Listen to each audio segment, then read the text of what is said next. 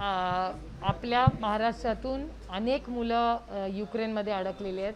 गेले 2-3 दिवस आम्ही ह्या जेव्हा बातम्या यायला लागला अर्थातच त्यांचे आई वडील पॅनिक मोडमध्ये होते आणि साहजिक आहे कुणाचंही मूल इतक्या लांब अडकलं असेल की कुठेही अडकलं असलं तरी पालकांची कुटुंबाची अस्वस्थता अतिशय म्हणजे ह्याच्यात आपण सगळ्यांनी जातीने लक्ष घातलं पाहिजे।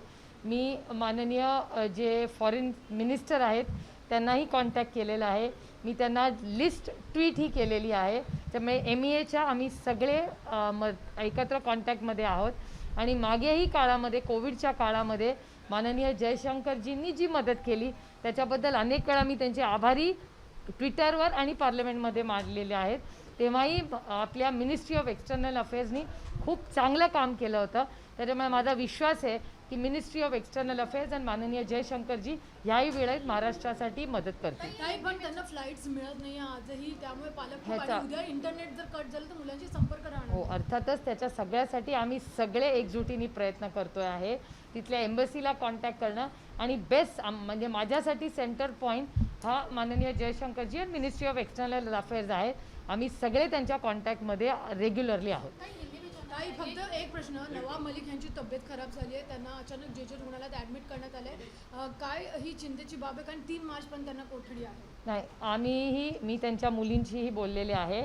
आम्ही वकिलाच्या थ्रू डॉक्टरकडून माहिती काढायचाही प्रयत्न करतो आहे कारण वकिलांच्या थ्रू किंवा EDच्या थ्रू आम्हाला माहिती पाहिजे।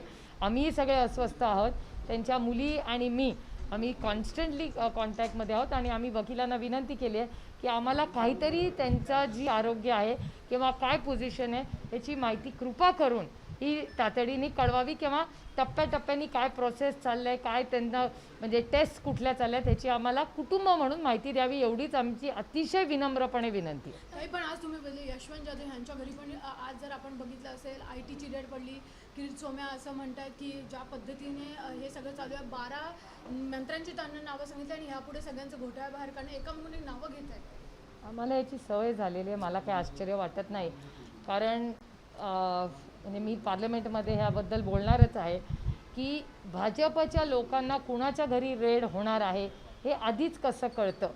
ज्याचा पेपर जेव्हा फुटतो, कालच 12वीचा पेपर जेव्हा जळाला तेव्हा एवढी मोठी त्याची इन्क्वायरी झाली, तेव्हा ED आणि इन्कम टॅक्सच्या गोष्टी बाहेर कशा जातात ह्याची पूर्णपणे इन्क्वायरी माननीय अमित शाहजी आणि माननीय निर्मलाताई आणि माझा निर्मलाताई आणि अमित शहांवर पूर्ण विश्वास आहे की एक महिला म्हणून मी त्यांना न्याय मागते की अशा गोष्टी जेव्हा बाहेर जातात याचा अर्थ इधर कुठला तरी पक्ष IT आणि EDचं डिपार्टमेंट चालवतोय किंवा ED आणि IT मधून कोणीतरी ह्या गोष्टी लीक करतंय।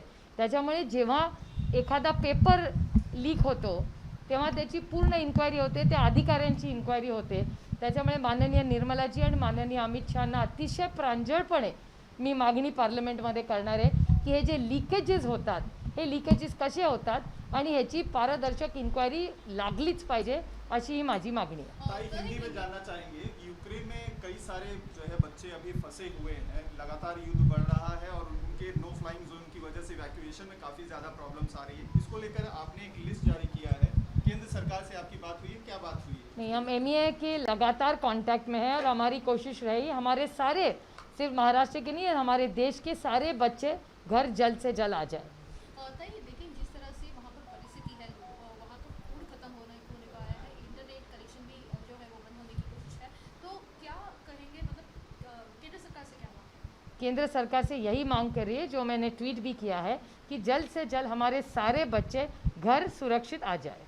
नवाब मलिक की तबीयत गड़बड़ाई है, नहीं हमने लॉयर की तरफ से ED को कांटेक्ट करने की कोशिश कर रहे हैं। हमें सबको बहुत चिंता हो रही है और उनकी फैमिली से मेरी बात हो चुकी है और हम सब कोशिश कर रहे हैं कि पता चले कि वहाँ क्या हो रहा है। नवाब भाई की जो तबीयत है उसके बारे में हम सबको मालूम करना होना चाहिए कि क्या हो रहा है उनको और कौन सी टेस्ट हो रही है। आखिरी सवाल, आज सुबह से यशवंत जाधव जो शिवसेना के स्थायी समिति के BMC के अध्यक्ष हैं, बड़े नेता हैं, इनकम टैक्स लगातार रेड कर रही है। सेंट्रल इंटेलिजेंस एजेंसी पहले नवाब साहब के ऊपर कार्रवाई की और अब शिवसेना के नेता के यहाँ रेड कर रही है, तो इस पूरे जो है घटनाक्रम को आप कैसे देखती हैं? मैं इसको नहीं देखती, मुझे कभी कभी हंसी आती है इस केंद्र सरकार पे।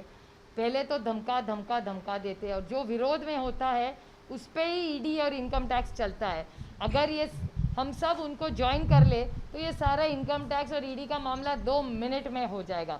तो उनके खिलाफ बोले तो आप आतंकवादी, उनके खिलाफ बोले तो इनकम टैक्स नोटिस, उनके खिलाफ बोले तो ईडी, सत्य बोले तो ईडी, सत्य बोले तो इनकम टैक्स, सत्य बोले तो ये कुछ भी कर सकते हैं, आतंकवादी कह सकते हैं।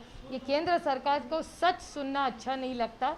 दड़बशाही की केंद्र सरकार है, जो भी इनके खिलाफ बोलता है उसके खिलाफ ये कुछ ना कुछ कह सकते हैं। End data speaks for itself. मैं नहीं कह रही हूँ, आप सारे देश में देखिए, जहाँ जहाँ विरोधी इनकी सरकार है वहाँ रेड्स होते हैं, इनकम टैक्स, ईडी और आतंकवाद की बात होती है। इनके राज्यों में अगर कोई भी उनको ज्वाइन कर ले, और इनके ही एक सांसद ने कहा था, ये हमारे सांगली के ही है, बीजेपी के सांसद ने ऑन रिकॉर्ड वीडियो पे कहा था कि मैं बीजेपी में हूँ, इसलिए मुझे कोई हाथ नहीं लगा सकता, ना मुझे ईडी है ना इनकम टैक्स है। ये बीजेपी के सांसद का ऑफिशियल स्टेटमेंट है। आप ये भी कह रहे हैं कि इन्हें मालूम कैसे पड़ जाता है रेड पड़ने से पहले? हाँ, ये तो होता है। एबीपी माझा, उघडा डोळे बघा नीट।